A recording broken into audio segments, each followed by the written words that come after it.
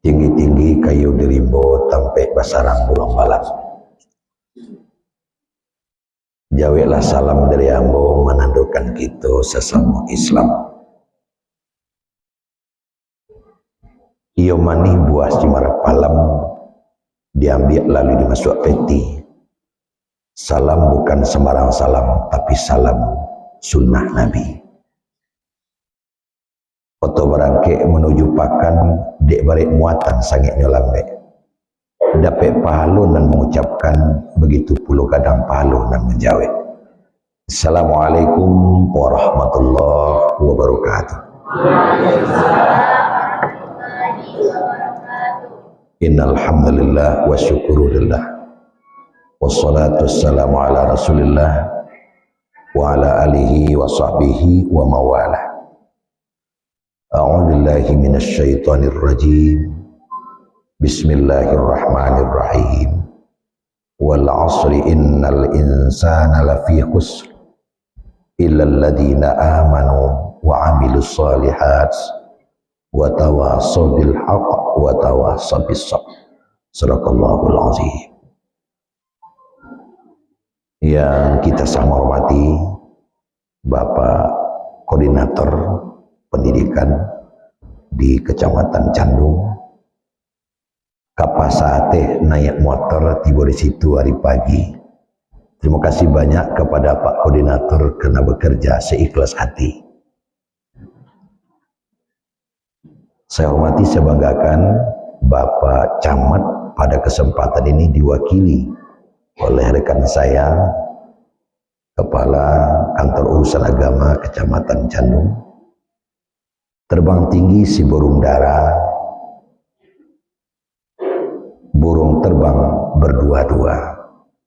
Terima kasih kepada Pak KUA karena melaksanakan tugas kemana saja. Saya hormati, saya banggakan tentunya Bapak dan Ibu yang tercakup dalam keluarga besar pengawas, kepala-kepala sekolah yang hadir pada kesempatan ini, dari PAUD, dari MI, dari SD, umumnya para tenaga pendidik, para murabbi, ustadz ustazah yang mungkin tidak bisa kami sebutkan satu persatu. Wabil khusus tentunya sahibul bait yang merasa dirinya pengurus Masjid Raya Mangkudu, masjid bersejarah. Saya hormati, saya banggakan. Pertama kita bersyukur kehadirat Allah Subhanahu wa taala karena kita yakin, seyakinnya tidak ada selembar daun pun yang jatuh tanpa izin dan ridhonya Allah Subhanahu wa taala.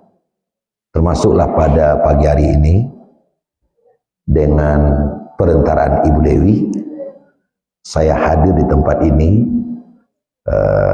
yang diundang oleh keluarga besar guru agama. Saya sangat senang sekali. Saya kasih pantun juga lah. Dari Padang Panjang ke Sungai Tanang, lalu taruh ke tempat yang ada menara. Saya sangat hari ini hati sangat senang karena saya diundang khusus oleh guru agama. Ada 4 syukur setidaknya yang kita syukuri pada pagi hari ini. Pertama, kita bersyukur karena kita masih hidup. Hidup ini adalah suatu yang sangat perlu kita syukuri, mengingat tujuan hidup kita itu adalah untuk ibadah. Wa ma khalaqatul jinna wal insa illa liya'budun. Kami tidak jadikan manusia dan jin kecuali untuk beribadah kepadaku. Jadi kita adalah berkompetisi, kita adalah berlomba. Yang keluar sebagai pemenangnya adalah yang ibadahnya paling banyak. Nah, kalau bicara masalah ibadah paling banyak, kita perlu durasi waktu. Makanya yang masih diberikan kehidupan itu adalah rahmat.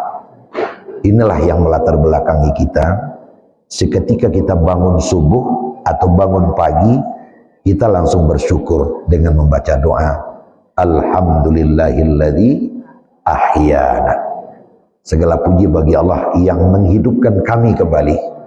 Karena dengan adanya kita hidup kembali, artinya kita masih punya ruang untuk memperbanyak ibadah tadi. Tapi kalau tidak awas-awas juga bisa memperluas ruang untuk memperbanyak dosa jadinya. Jadi kita bersyukur kita masih diberikan oleh Allah rahmat hidup. Yang pertama. Kemudian yang kedua kita syukuri adalah kita diberikan sehat. Kita diberikan sehat. Kenapa ketika kita diberikan sehat kita perlu bersyukur? Karena kalau kita sudah sakit banyak hal tidak dapat kita lakukan. Nah sekarang kita sehat. Tandanya sehat apa? Dari rumah atau dari tempat kita masing-masing kita sudah sampai di tempat ini. Dan kaki berjalan, tangan berayun, mata dapat melihat, telinga juga bisa mendengar. Sekali lagi atas kesehatan yang diberikan oleh Allah ini kita mengucapkan Alhamdulillah. Yang ketiga kita syukuri pada saat ini adalah kita dipertemukan oleh Allah di masjid. Ini perlu disyukuri. Banyak sekali pertemuan-pertemuan yang terjadi dalam kehidupan kita. Ada di pasar, ada di jalan, ada di kedai, ada di tempat kerja. Tetapi bertemu di masjid itu beda. Karena khairul liqa fil masjid. Pertemuan yang paling mulia itu adalah bertemunya di masjid. Apalagi saya dengar tadi ini adalah masjid yang bersejarah. Di Indonesia masjid itu ada beberapa kategori Bapak Ibu. Ada namanya masjid negara, ada namanya masjid provinsi, ada namanya masjid kabupaten kota, ada masjid kecamatan dan masjid negari. Masjid negara ya seperti Istiqlal. Itu adalah masjid negara. Tamu-tamu negara dibawa ke masjid itu. Masjid provinsi disebut masjid raya. Ada kitab Masjid Raya Sumatera Barat. Tamu Pak Mahyildi kalau hari Jumat, kalau dia lelaki maka berjumatnya adalah di masjid raya.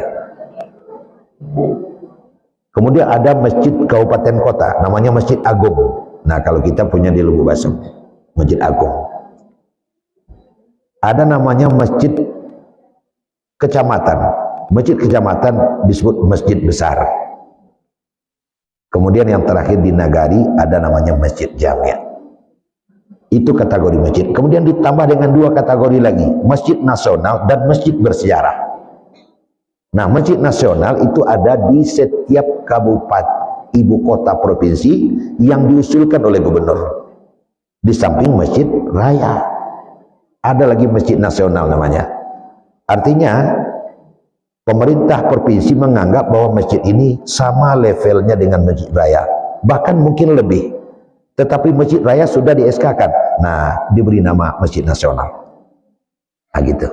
Kemudian ada namanya Masjid Bersejarah. Ini bisa satu dalam kabupaten kota, bisa dua dalam satu kabupaten, bahkan bisa dua dalam satu kecamatan. Nah, salah satu di antara masjid bersejarah di Kabupaten Agam adalah Masjid Raya Mangkudu ini.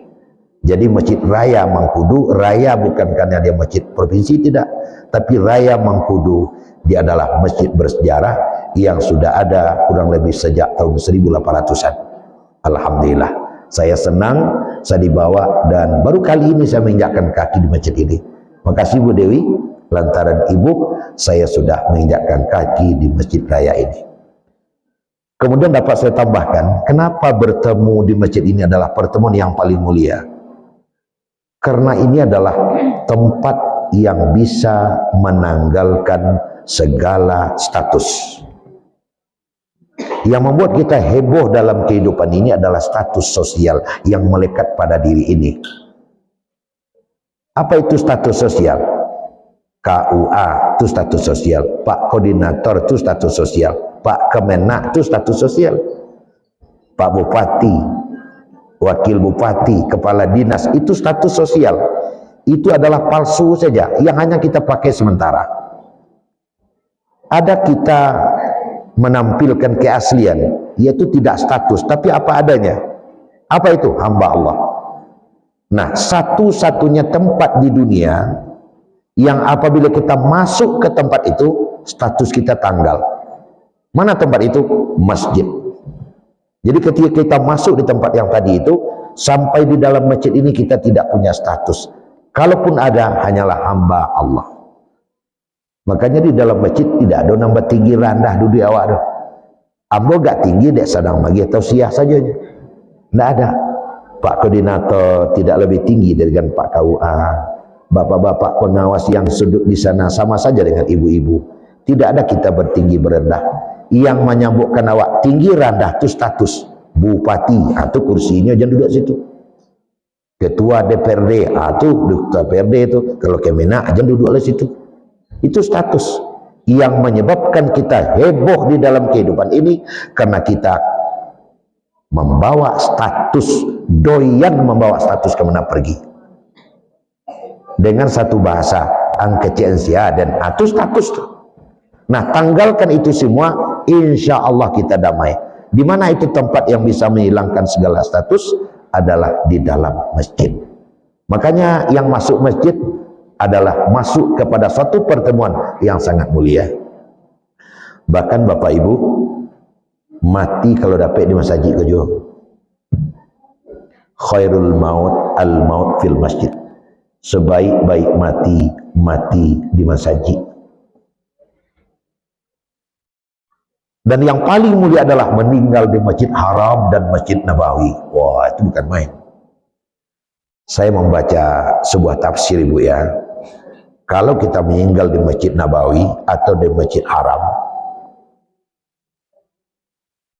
ini seolah-olah katanya. Lalu kita berkubur di tanah suci. Sebut sajalah maklah. Kok bagi riak kuburan awak tuh luluh ya ke bawah, tiba di surga sekali. Siapa yang tidak kepingin? Makanya tidak boleh berdoa minta mati illa fi haramain, kecuali di dua tanah suci boleh minta mati. Ada yang mau berangkat 2024? Kalau ada silakan minta mati. Saya alhamdulillah, dan saya berlindung bukan apa-apa, saya sudah 7 kali ke Mekah. Setiap pergi ke Mekah minta mati, tapi pulang lagi. Itu anak-anak dan keluarga bilang, wah ya janganlah mati di situ. Mau di mana kita mati, Allah sudah jatahkan. Wa ma tadri nafsum bi ayyi ardin tamut. Tidak ada seorang pun tahu di mana dia mau dimatikan. Tidak ada seorang pun tahu. Kita hanya boleh minta, prerogatif memberikan atau tidak adalah haknya Allah. Jadi minta mati di Mekah, minta mati di masjid, minta mati di Nabawi ataupun di Haram, itu lebih kepada menunjukkan kecintaan kita kepada barang itu. Sebab mau di mana dimatikan Allah yang tahu. Boleh 7 kali pulang balik. Besok insyaallah 2024 berangkat lagi, minta mati lagi. Tapi apakah benar-benar dikabulkan? Wallahu a'lam. Kalau iya, saya langsung masuk surga. Kan lumayan juga. Alhamdulillah. Setidak-tidaknya kalau tidak di Haram, tidak pun di Nabawi, matilah di Masjid Raya Mengkudu.